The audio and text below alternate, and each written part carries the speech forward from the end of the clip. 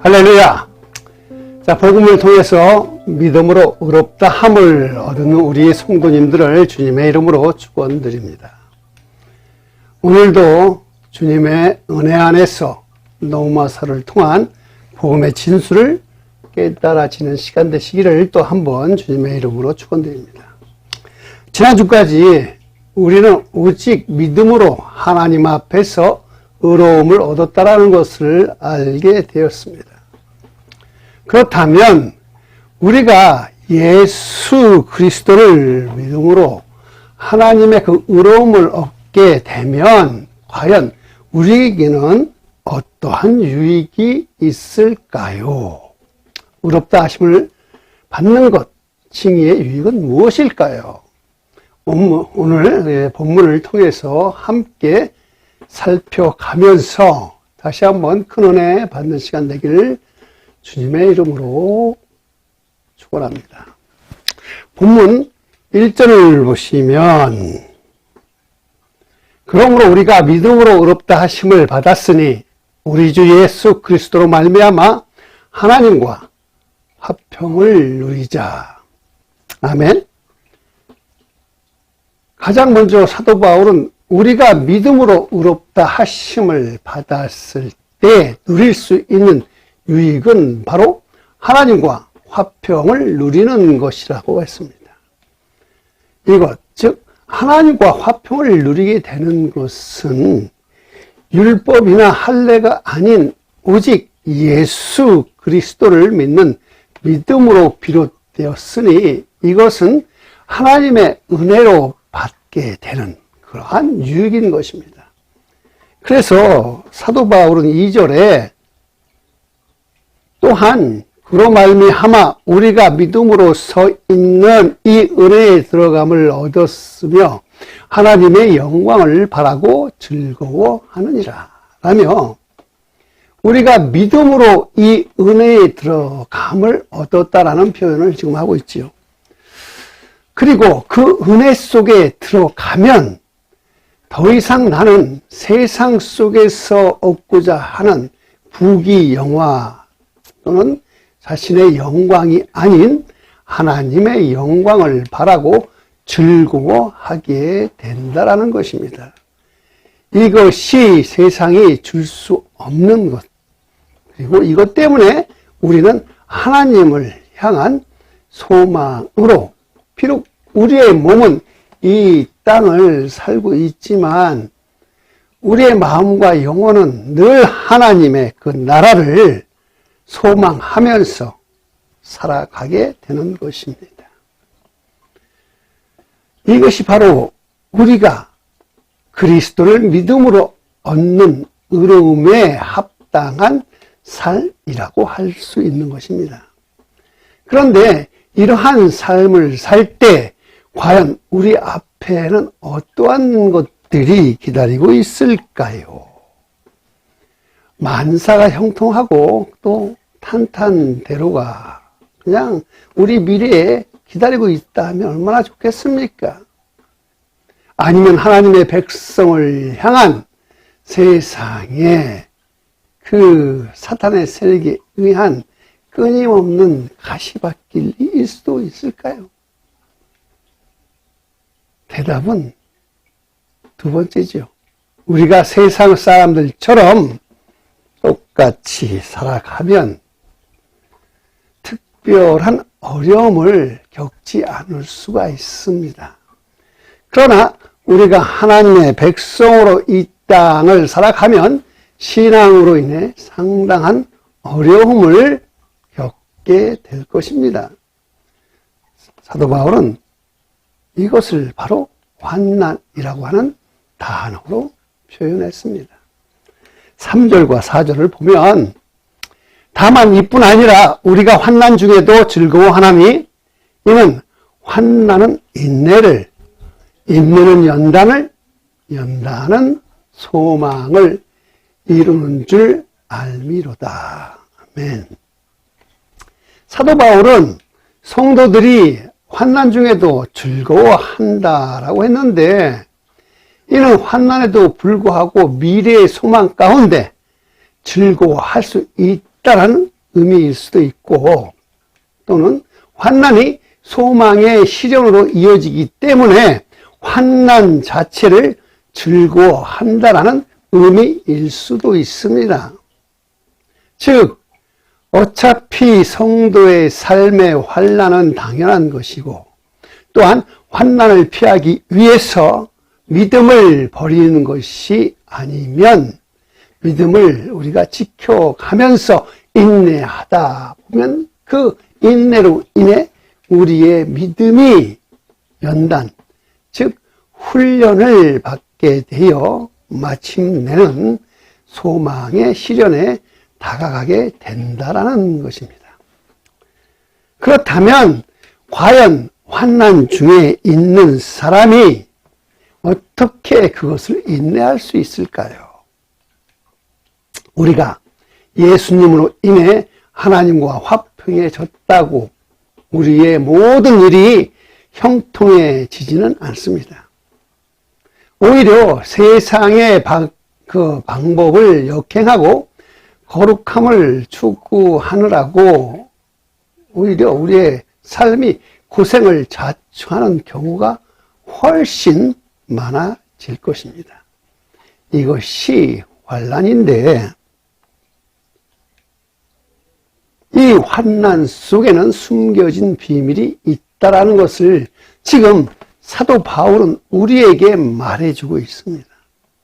그 비밀은 바로 환난은 소망으로 이어지는 길이라고 하는 것입니다. 이 땅을 소망하는 사람은 믿음에 의한 환난 따위는 오지 않습니다.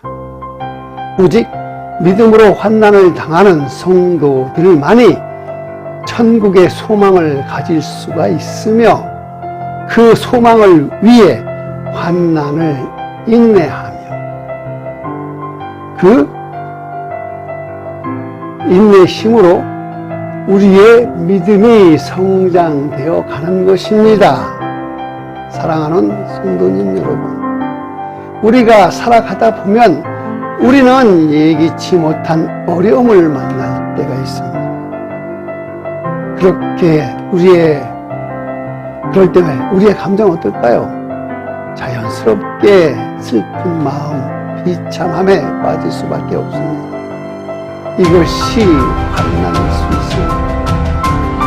그럴 때에 그 슬픔과 비참함의 감정을 억누르고 억지로 참아내는 것이 아니라, 하나님께서는 이 환난을 통해서 반드시 우리에게 좋은 것을 주실 것이라는 그 소망을 갖게 되면, 그 소망의 힘으로 인내심을 갖게 되며, 그 인내의 힘으로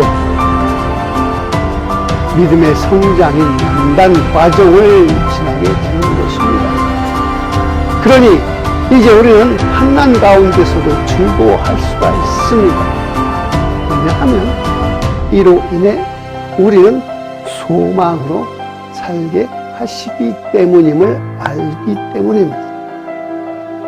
그렇다면 그 소망은 과연 얼마나 신뢰할 수 있는 것일까요? 그저 환난을 이겨내라고 위로하는 그저 말뿐이라면 그것은 그냥 공수표일 뿐이고 신뢰할 수가 없잖아요. 그래서 어떻게 그것을 신뢰할 수가 있을까요? 계속해서 5절을 보시면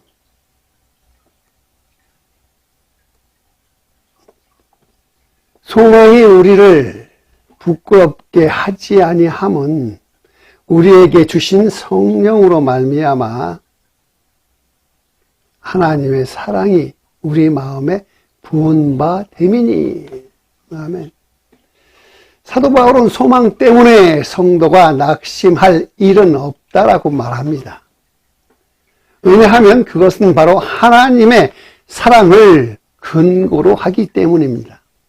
그래서 소망은 그냥 오는 것이 아니라 우리가 성령 안에서 우리의 마음에 하나님의 사랑과 함께 오는 것입니다. 그래서 그 사랑은 6절에서 8절에 나와 있듯이 우리가 아직 연약할 때에 기약대로 그리스도께서 경건하지 않은 자들을 위하여 죽으셨도다. 의인을 위하여 죽는 자가 쉽지 않고 선인을 위하여 용감히 죽는 자가 혹 있거니와 우리가 아직 죄인 되었을 때에 그리스도께서 우리를 위하여 죽으심으로 하나님께서 우리에 대한 자기의 사랑을 확증하셨느니라. 자, 하나님의 사랑은 바로 예수 그리스도의 그 죽음으로 우리에게 확증해 주셨습니다. 여기에서 예수님의 죽음이 얼마나 중요한지를 다음과 처럼 지금 설명해 주지요. 즉, 사람들은 간혹 자기에게 잘해준 사람, 은혜를 베풀어 준 사람, 그런 사람들이 의인이나 선인일 수 있는데 그런 사람들을 위해서 자기 목숨을 바치는 일이 종종 있어 왔습니다. 비록 그것이 쉽지는 않지만 있어 왔습니다. 그런데 자기에게 위해를 가하고 막 죽이려고 하고 해코자 하는 그러한 악인들을 위해서 스스로 자기가 그들을 위해서 죽는 일은 없어요. 그렇지 않습니까? 누가 죄인을 위해서 자기가 죽습니까? 그런데 우리가 죄인 되었을 때에 예수 그리스도께서 우리의 모든 죄를 지시고 십자가에서 돌아가셨어요. 그 예수 그리스도는 하나님의 아들이시고 하늘 보좌를 버리고 오셔서 이 땅의 모든 것, 즉 모든 것은 하나님 아버지께서 그렇게 하라고 허락하셨고 스스로 당신의 아들, 하나님의 아들을 죄인들을 위해서 죽음의 자리로 내어주셨다는 것이 바로 하나님의 사랑이라고 하는 것입니다. 할렐루야. 자, 이것이 바로 우리들을 향한 하나님의 사랑의 증거이며 증표입니다. 그렇다면 그 하나님의 사랑으로 우리에게 달라지는 것이 무엇일까요? 보시면 하나님의 사랑으로 우리에게 무엇이 달라지게 됩니까? 구절을 봅시다. 그러면 이제 우리가 그의 피로 말미암아 의롭다 하심을 받았으니 더욱 그로 말미암아 진노하심에서 구원을 받을 것이니. 자, 먼저는 하나님의 그 진노에서 구원받았다라는 것입니다. 죄인이었던 우리들이 그저 예수 그리스도를 믿었다라는 그 한 가지로 하나님의 진노로부터 구원받았다라는 것입니다. 그리고 10절을 보면 곧 우리가 원수 되었을 때에 그의 아들의 죽으심으로 말미암아 하나님과 화목하게 되었은즉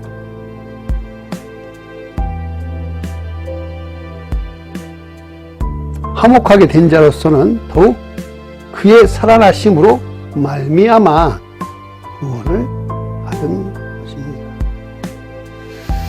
자, 그리고 다음은 하나님과 화목하게 되었다라는 것이잖아요. 하나님의 그래서 그 진노로부터 우리는 용서받은 사람이 되었다라는 것입니다. 얼마나 감사해요. 거기다가 부활하신 예수님께서 하늘 보좌 우편에서 우리의 편이 되어 주셔서 하나님과 우리 사이에서 화목하게 해 주시니 그 얼마나 감사한 일입니까? 11절을 봐요. 그뿐 아니라 이제 우리로 화목하게 하신 우리 주 예수 그리스도로 말미암아 하나님 안에서 또한 즐거워하느니라. 아멘. 자, 그뿐 아니라 우리가 예수 그리스도를 통해서 즐거움이 회복되어지는 것이라는 거예요. 회복되어지는 겁니다. 즐거움이. 여기서 지금 우리가 생각해 볼 것은 지금 성도님들은 어떠한 상황에서 지금 소망을 갖게 된 것일까요?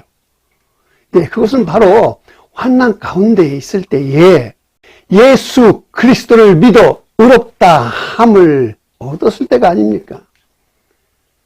현실은 어려움이잖아요. 환난입니다. 그런데 예수 그리스도를 믿어서 의롭다 함을 받으니 우리가 하나님의 사람으로 인해 마침내 우리의 그 어려움이 즐거움으로 회복된다라는 것입니다. 그러니까 아까 다시 봤던 3절을 다시 보면 말이에요. 다만 이뿐 아니라 우리가 환난 중에도 즐거워하나니 이는 환난은 인내를. 아멘. 결국 이 말씀이 살아계신 하나님의 역사가 된다라는 것입니다. 할렐루야. 사랑하는 우리 성도님 여러분, 성도는 주 예수 그리스도로 말미암아 하나님 안에서 즐거워하며 살아야 합니다. 비록 우리의 삶이 즐겁지 못해도 말이에요. 어려움이 다가오고 몸도 아프고 마음이 심란해도 우리는 예수 그리스도를 의지할 때에 즐거워지는 것입니다. 이것이 바로 의롭다 함을 받은 우리가 즉 칭의에 합당한 살이라고 할 수가 있는 것입니다. 아까도 말했듯이 성도가 하면서 세상과 똑같이 살면 그런 사람에게는 믿음으로 인한 환난은 없습니다. 그러나 성도란 멸망으로 내달리는 이 세상, 이 땅에서 생명으로 나아가는 거룩한 삶을 살고자 하기 때문에 세상으로부터 환난을 겪게 되는 것입니다. 그래서 우리에게 환난이 다가올 때 우리는 이렇게 생각해야 합니다. 내가 참된 믿음으로 살고 있기 때문에 이러한 환난이 다가오는구나. 그래도 나는 이 환난에 무너지지 않을 것이야. 끝까지 인내하며 소망 가운데 살아갈 거야 라고 이렇게 생각하십시오. 자, 세계적으로 유명한 심리학자 가운데 빅터 프랭클이라는 인물이 있습니다. 그가 쓴 책 죽음의 수용소에서 다음과 같은 말을 써놨습니다. 하루에도 수십 명씩 죽어나가는 이 지옥 같은 나치 수용소에서 말할 수 없는 잔인한 고문과 무서운 형벌과 비인간적인 학대 속에서도 나를 끝까지 살아나게 만든 것은 바로 희망이었습니다. 언젠가는 이 나치의 무서운 고문의 시대는 언젠가는 끝날 것이다. 그렇기 때문에 나는 이 수용소에서 반드시 살아나가서 내가 붙잡은 이 삶의 희망을 세계 수많은 사람들에게 말할 날이 꼭 올 것이다. 이 끔찍한 고문을 넘어서서 이 절망적인 환경을 넘어서서 저 건너편에 있는 희망을 세상 사람들에게 보여주기 위해서 나는 끝까지 이 고문을 견뎌내겠다. 마침내 전쟁은 끝났고 그는 극적으로 살아남아서 수용소에서 나왔습니다.